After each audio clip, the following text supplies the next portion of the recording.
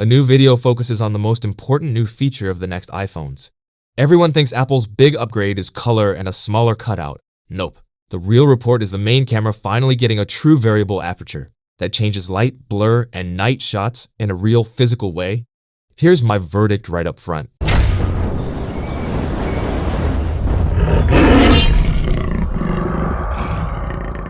The variable aperture is the first iPhone camera upgrade in a while that actually feels like photography, not another layer of software polish.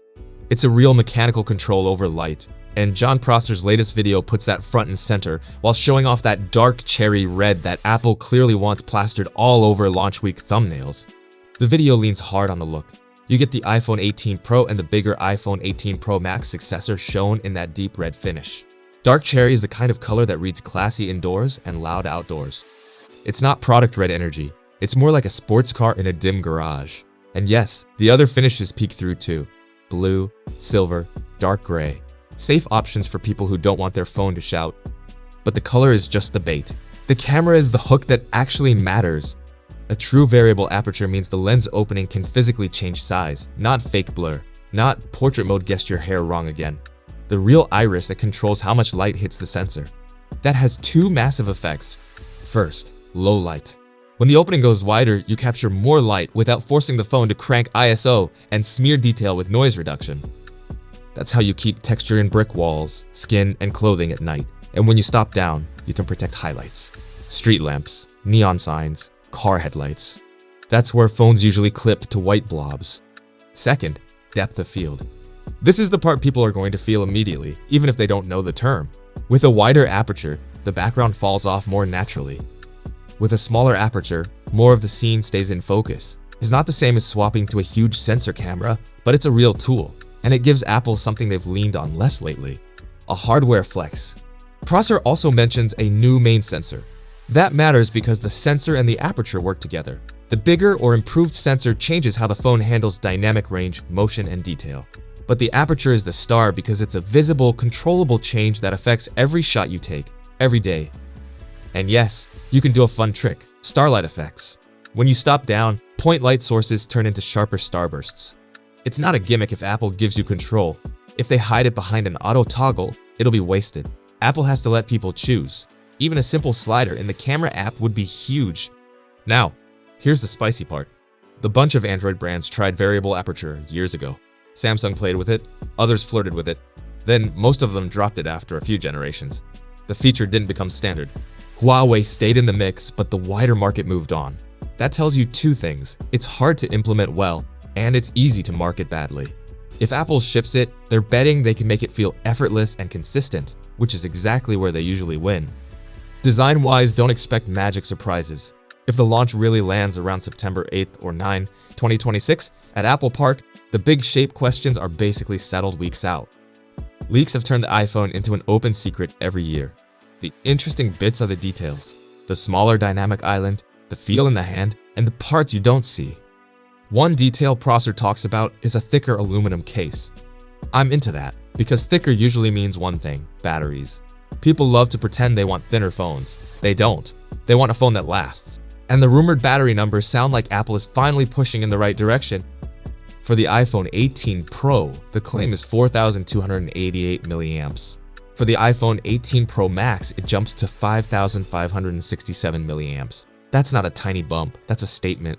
Pair that with a 2nm Apple A20 Pro chip, and you get the combo that actually changes daily life. Longer battery life across the board, fewer panic charges, less battery percentage anxiety at 6 p.m. real freedom. Then there's the modem talk. Apple C2 gets mentioned, but the messy detail is region differences. The Tata leak suggests US models of the iPhone 18 Pro might not even get that modem.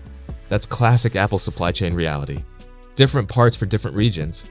The outcome is what you care about: connection quality, heat, and efficiency. If Apple's modem story improves, your battery improves too. If it doesn't, you'll still feel the gains from the new chip and the bigger cell. Now, money. This is where it gets loud. JP Morgan says the production cost for the base iPhone 18 Pro only rises about 5% to $540 compared to the prior 256 gigs model, because Apple squeezes costs elsewhere to offset higher DRAM and NAND. That's Apple in a sentence. They'll spend on the things you notice, and they'll claw back pennies everywhere else. But counterpoint research paints a different picture once you crank storage. For a 1TB iPhone 18 Pro Max, production costs could be about $300 higher than the previous generation, and for 2TB, even worse. Why? More expensive memory, sure, but also the A20 Pro and those upgraded cameras. The display and other components might even get slightly cheaper year over year, but storage and imaging are where the bill explodes. So what happens next is obvious. Apple raises prices, especially on the big phone and the high storage tiers. The expectation floating around is an average $200 price hike for the iPhone 18 Pro Max, with the higher capacity versions climbing even more. And here's the funny part, even after the increase, the profit margins might still shrink. That's how expensive the top-end parts are getting. Let's put that in perspective using current pricing anchors.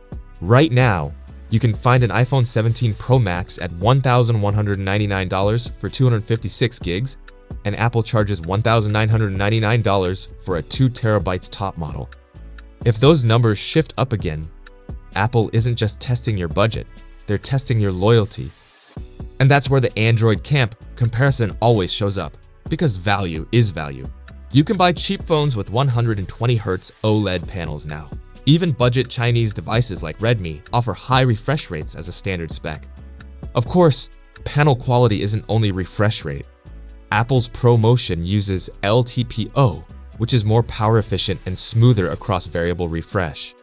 A lot of cheaper 120Hz phones use LTPS, and you can feel the difference in efficiency and sometimes touch response. Still, the bad look for Apple is the rumor that the iPhone 18e in 2027 sticks to 60Hz again, according to Digital Chat Station on Weibo.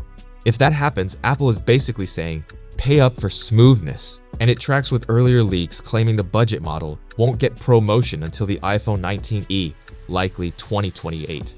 That's wild. That's Apple deliberately holding back a feature the rest of the industry normalized years ago. The leaked display lineup is pretty specific. The iPhone 18e, 6.1-inch LTPS, 1.5K resolution, 60Hz. The standard iPhone 18, 6.3-inch, 1.5K, 120Hz LTPO with OLED.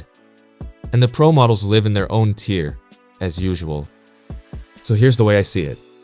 The iPhone 18 Pro line is shaping up as a camera and battery story, not a design story. Dark cherry will grab attention. The smaller dynamic island will get applause. The thicker body will start arguments. But the feature that changes your photos is that variable aperture.